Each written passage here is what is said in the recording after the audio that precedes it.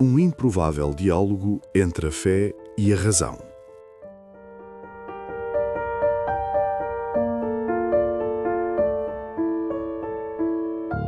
Esta história que vamos contar ocorreu há muito, muito tempo, tanto que o seu final ficou escondido pelas brumas dos séculos.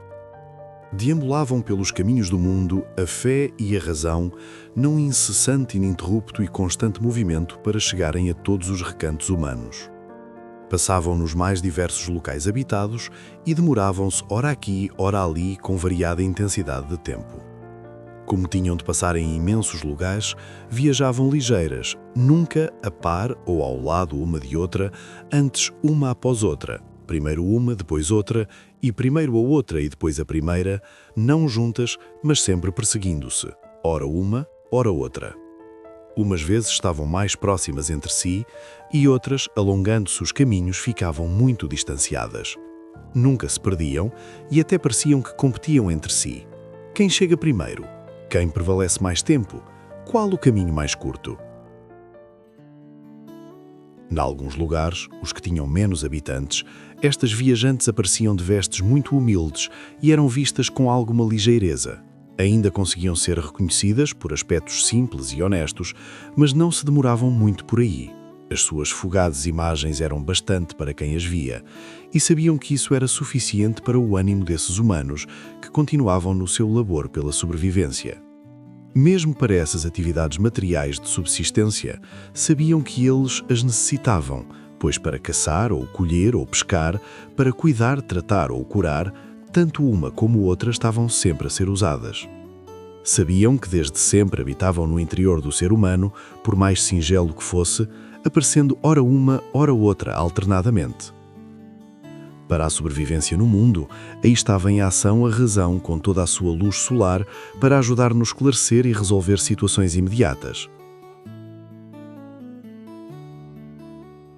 Para o enigma do outro mundo, aí estava a fé, com toda a sua grandeza misteriosa, incompreensível, abrangente e cósmica.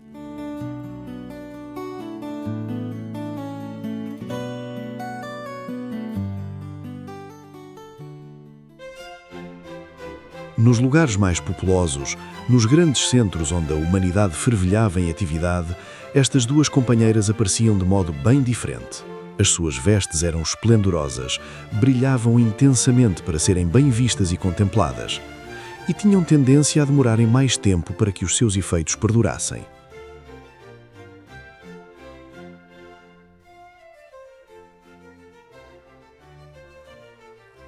Nos centros das cidades, nos palácios dos poderosos, cortejavam os mais ilustres humanos,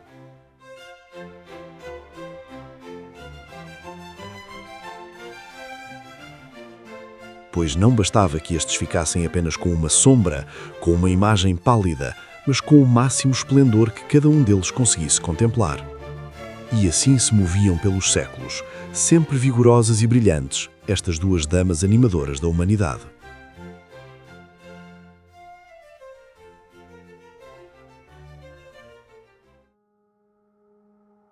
Trilhando uma região acidentada e tortuosa, aconteceu algo inusitado. Aqueles caminhos eram labirínticos, mas tinham de ser cruzados. Como sabemos, andavam sempre próximas, mas separadas, e assim continuavam as suas jornadas, ora uma adiante, ora outra. Desta vez, nestas sendas emaranjadas, e sem saberem como aconteceu, acabaram por se encontrar frente a frente. O espanto as invadiu-as.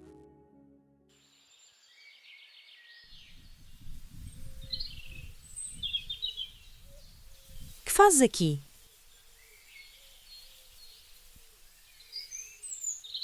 Desculpe. Que se passa?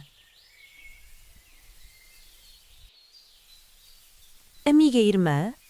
Será que não me reconheces? Amiga e irmã? Oh, mas que aconteceu?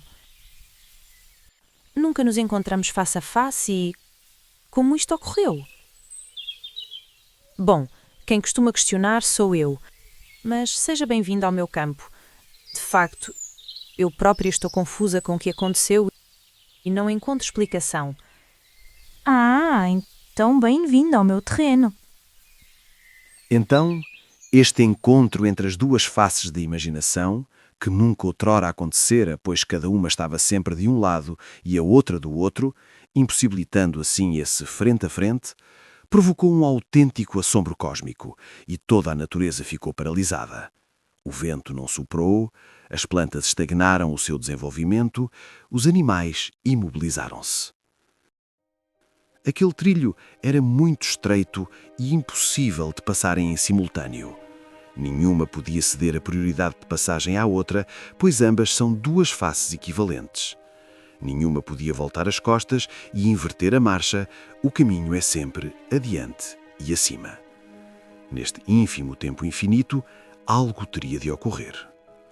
A fé rompeu o silêncio, procurando que a sua voz suave e acolhedora ajudasse a este impasse. Cara irmã, agora que o espanto já se foi destas paragens, podemos solucionar esta situação. E procurar uma solução razoável. Bom, alguma coisa teremos de fazer. Não podemos deixar o mundo neste impasse e espero que aportes algum contributo. A mim própria não é suficiente possuir-me a mim mesma estando impossibilitada de caminhar. E eu que sou sempre caminho, não posso aqui ficar parada em contemplação. Assim, se me fosse permitida a passagem, tudo voltaria ao normal. Ah, parece que essa convicção de teres o caminho aberto para passares está bem enraizada. Será que tens argumentos para expor? E então ficou estabelecido que a única solução seria o confronto de pontos de vista. Certamente, uma argumentação justa, honesta, correta, conseguiria pôr termo àquela situação embaraçosa. Entrando em campo cheio de vigor e talvez com algum convencimento, a razão começa por esgrimir o primeiro argumento. Pois bem, caríssima amiga, na prossecução do intento maior de dar esclarecimento aos humanos, eu estou em primeiro lugar. Quando se quer caminhar, o primeiro a fazer é olhar onde colocar o próximo passo.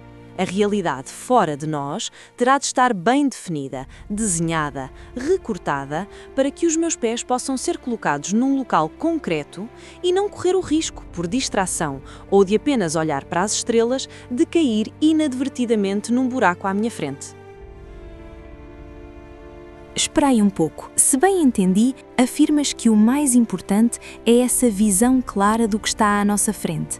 A percepção da realidade concreta e física que se nos depara, o imediatismo da realidade, a proximidade do circunstancial. Mas no meu entendimento, isso ocorre porque já se está em caminho, o peregrino está em movimento. Por isso pergunto, quando começa ou tem início esse movimento, esse caminhar à conquista do desconhecido, essa busca de contactar o mistério de todas as coisas? Não existirá um momento interno, oculto, invisível, que determina todo o movimento posterior?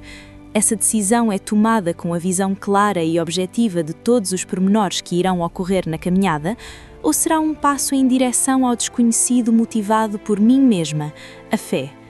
E não queiras criar uma névoa baseada num conteúdo nem sempre abrangente colocado neste meu nome.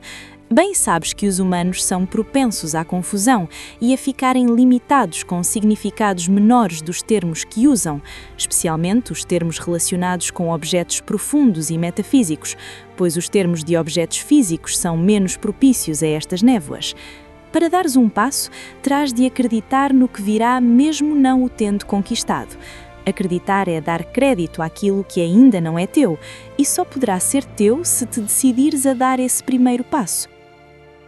Portanto, eu estou primeiro e sou principal. Claro que não posso deixar de concordar nesse ponto. Como razão, o importante é aproximar à verdade e não encontrar artificiosos raciocínios para contrariar argumentos verdadeiros. Mas não julgues que te deixo o caminho já aberto. Em todo o processo da caminhada, dizes então que estás no início e abres essa porta do futuro. Esse é um momento íntimo. A decisão de iniciar algo parte do mais profundo e misterioso de cada ser humano. Algo puxa para executar, realizar, mas essa vivência profunda e impulsionadora está carente de visão. É apenas a potência, o ímpeto e fulgor de uma flecha pronta a disparar e disparada com o arco. Mas quem a dirige? Retira a visão do arqueiro e o poder dessa flecha será inútil. Após o primeiro passo, sou eu que guio por trilhos seguros aqueles que se colocam em movimento. Sou o seu olhar, visão, compreensão, entendimento, pois cada pé colocado na escada exige segurança e fixidez. Degraus frágeis estão cheios de perigos e sou eu quem permite fortalecer esses degraus. Em cada momento do avanço, com a minha luz que irradia para o exterior, permito que o peregrino avance com confiança e firmeza. Sem mim, nenhum passo é dado, pois apenas se fica por uma boa intenção, sem a decisão de colocar um pé firme no caminho. Essa firmeza é fornecida por mim. Mas então pensas que apenas estou no ponto de partida e depois fico em repouso? Não chego a tanto, mas é uma evidência que sou eu que acompanho lado a lado o peregrino. Em cada pequeno momento aí estou, ajudando na distinção entre o falso e o verdadeiro, permitindo que a direção seja a correta e fugindo das ilusões fugazes e atraentes da mentira sempre pronta a querer ser vestida de verdade. Acho que me estás a dar descanso em excesso. Afirmas que, contigo, o peregrino pode e consegue estabilizar e construir o degrau para onde acabou de ascender. Mas pergunto, para que pretende ele realizar isso? Porque aplica tanto esforço nessa construção externa e simultaneamente interna? Primeiro, creio que o impulso inicial não se esfumou, não desapareceu e ainda continua a impulsionar.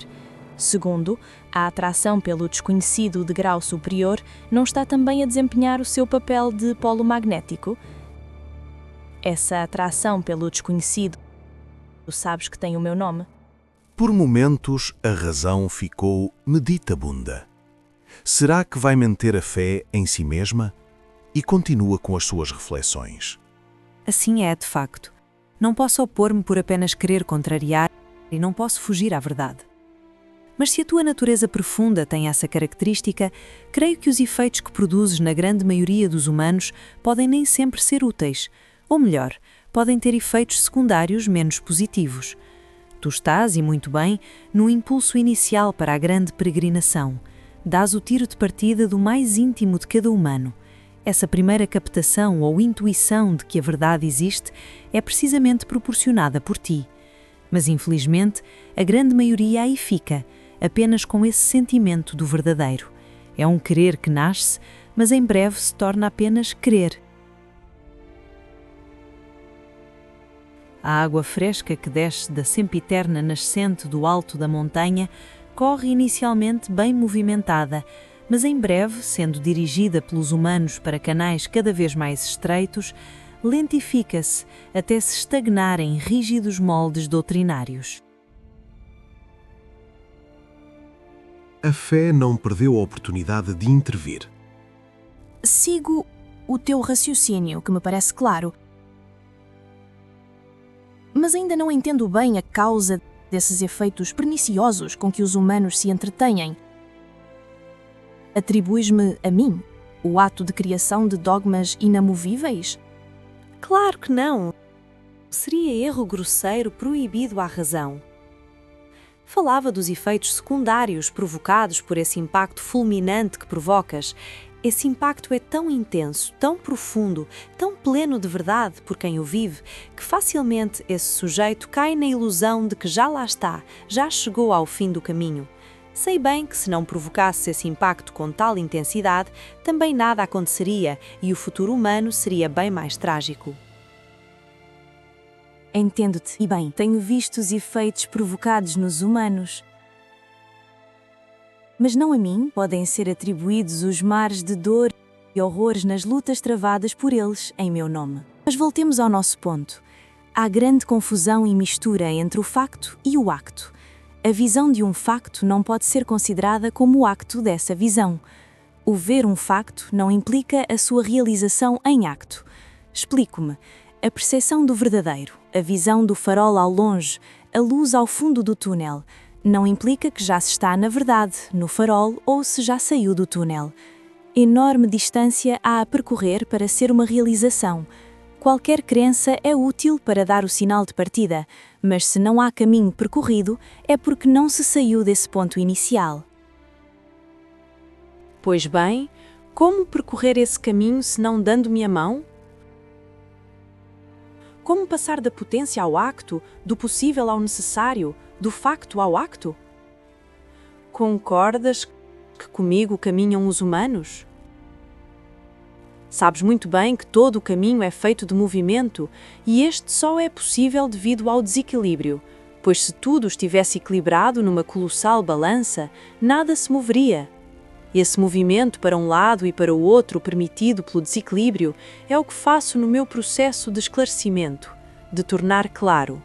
Vou oscilando, relacionando coisas, imagens, pensamentos, fazendo um movimento oscilatório de onde o falso se desprende como folha seca.